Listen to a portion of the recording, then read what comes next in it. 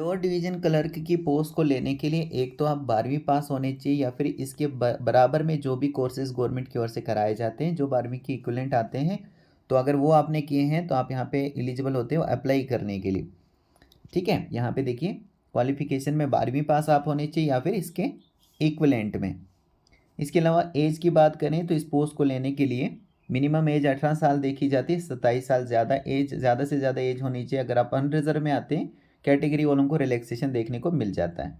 इसके अलावा दोस्तों फीस की बात करें तो एसएससी की ओर से ये पोस्टें जब रिलीज़ होती हैं तो 100 रुपये की फ़ीस ली जाती है अनरिजर्व कैटेगरी वालों को। और बाकी जो एससी में आते हैं, जो एसटी में आते हैं, जो फीमेल्स हैं, जो पीडब्ल्यूडी में हैं, जो एक्स सर्विसमैन कैटेगरी में आते हैं, उनको किसी भी तरह की फ़ीस पे नहीं करनी होती, फ्री ऑफ कॉस्ट फॉर्म को फिल करना होता है। ठीक है, यहाँ पे बात करें सिलेक्शन प्रोसेस की तो टीयर फर्स्ट और टीयर सेकंड में एग्जामिनेशन होता है। टीयर फर्स्ट और टीयर सेकंड में एग्जामिनेशन लिया जाता है। और टीयर फर्स्ट में आपको क्वेश्चंस पूछे जाते हैं इंग्लिश से, जनरल अवेयरनेस से, क्वांटिटी एप्टीट्यूड से और जनरल अवेयरनेस से। 100 क्वेश्चन होते हैं, 200 मार्क्स के रहते हैं। मतलब एक क्वेश्चन कितने के नंबर का, 2 नंबर का रहता है। 1 घंटे का आपको टाइम दिया जाता है पेपर को करने के लिए। नेगेटिव मार्किंग भी होती है 0.50 की, तो इस चीज़ का भी आप यहाँ पे ध्यान रखोगे। बाकी यहाँ पे इंग्लिश हिंदी दोनों में आपको यहाँ पे जो क्वेश्चंस है वो देखने को मिल जाएंगे। और जो भी लैंग्वेज आपने चूज़ की होगी जो एप्लीकेशन फॉर्म पे, तो उसमें आपको क्वेश्चंस देखने को मिल जाए। फिर टीयर सेकंड होता है, इसमें मैथ से क्वेश्चन होंगे, रीजनिंग से क्वेश्चन होंगे, इंग्लिश लैंग्वेज से, जनरल अवेयरनेस से, कंप्यूटर से कुछ क्वेश्चन होंगे। और इसके साथ ही फिर यहाँ पे टाइपिंग भी यहाँ पे होता है इस पोस्ट के लिए, टाइपिंग स्किल टेस्ट।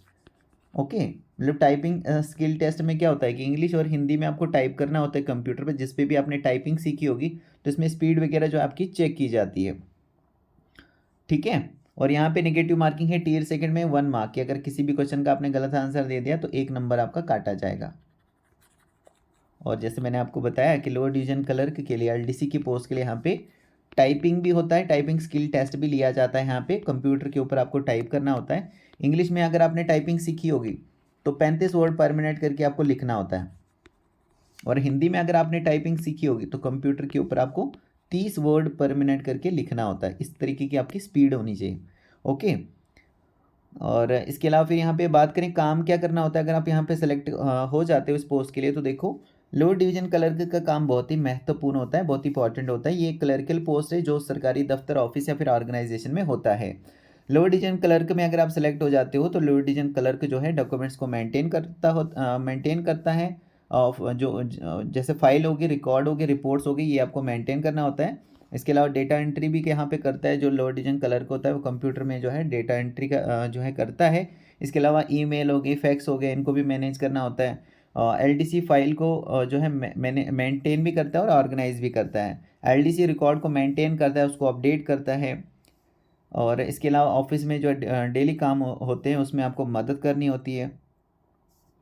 और इसके अलावा जो एलडीसी होता है उसको रिपोर्ट जो है तैयार करनी होती है और अपने जो सीनियर ऑफिसर्स वगैरह होते हैं उनको सबमिट करनी होती है।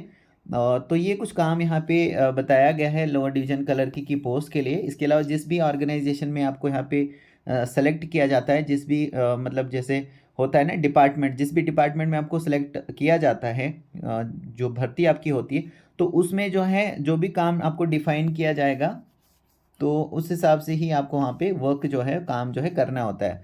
और सैलरी की बात करें अगर, तो ये भी डिपेंड करता है कि सेंट्रल लेवल का डिपार्टमेंट है जहाँ पे आपको भर्ती हुई है या फिर स्टेट में कोई डिपार्टमेंट है जहाँ पे आपकी सिलेक्शन हुई है, तो उस हिसाब से भी यहाँ पे सैलरी जो है अप डाउन करती है। तो अगर हम अप्रॉक्स में लेके चलें तो स्टार्टिंग में आपको 30,000 रुपये जो है अप्रॉक्सीमेटली आपको देखने को मिल जाएंगे।